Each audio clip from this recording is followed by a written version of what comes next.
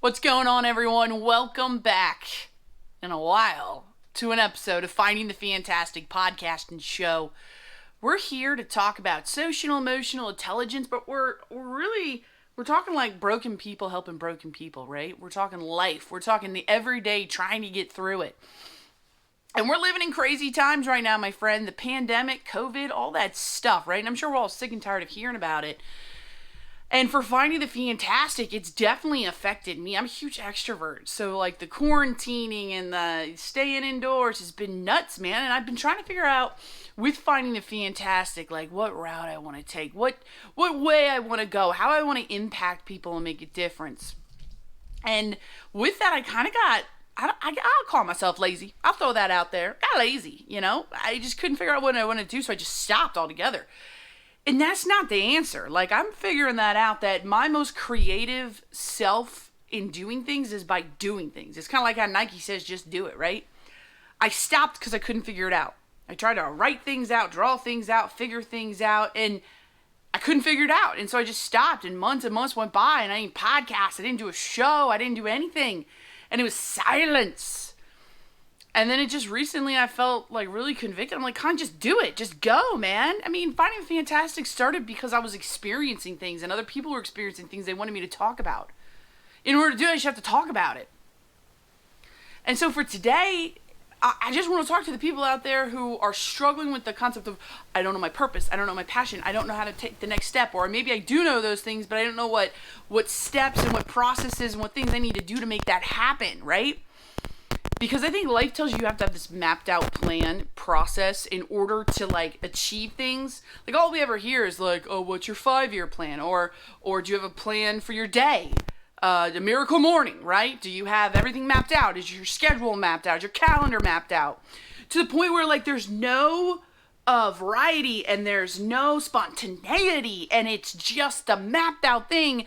And then we get so crazy wrapped up with like, I don't know how to schedule. I don't know the process. What's my next step? Because it's dictated.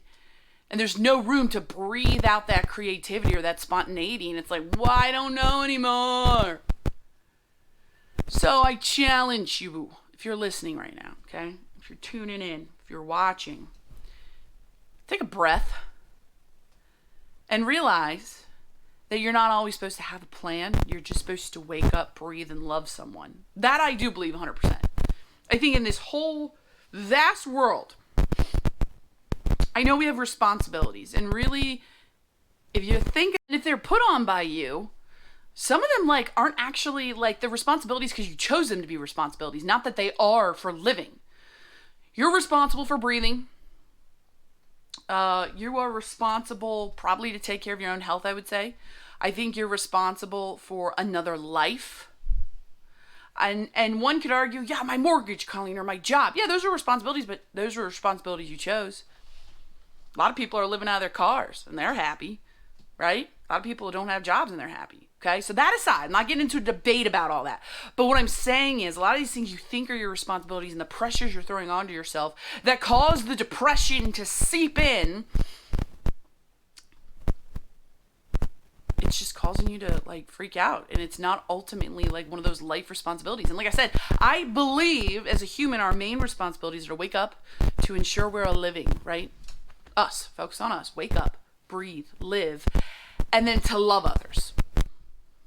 I think ultimately that is the responsibility of a human life, to ensure you wake up and you are breathing and living, and then to love others. And if you just focus on that for a day, you're going to find it's just going to be an awesome day. It's because everything you do is going to be like, all right, I woke up, I'm there, I'm breathing. Now how do I go love others, right? Can I send out text messages encouraging people? Can I call someone I haven't talked to in a while? Can I shoot an awesome email? Maybe that coworker that doesn't get along with me, maybe I send them in something encouraging and blow their mind, right? And if we start doing that in a spontaneity kind of way, like, dude, game changer. Game changer. So I promise you that I'm going to get back to I think it might be bi-weekly podcasting. I'm coming back. I'm doing it. I'm here. And for those who stuck with me and who are listening right now, thank you for sticking with me. I appreciate it. And I'm coming back and we're doing this thing. We're going to make it through life. It's going to be okay. Because we're going to wake up, make sure we're alive, and then we're going to go love others. And I don't want you to love more. Okay? I don't want you to pull on 100 different new people. I want you to love better. Okay? Your partner, your sister, your brother, your mother, whoever it is, your coworker. I don't want you to love more people. I want you to love them better, because loving someone is not about you and the way you think they need to be loved, but about how they need to be loved. Just because I like pizza doesn't mean everybody else does. Think about it. So if you like what you heard, if you like what you saw, please subscribe, please like, please share. Like I said, I promise I'm coming back, right? And I'm here for you, and we can do this. Message me if you need anything. All right, bye.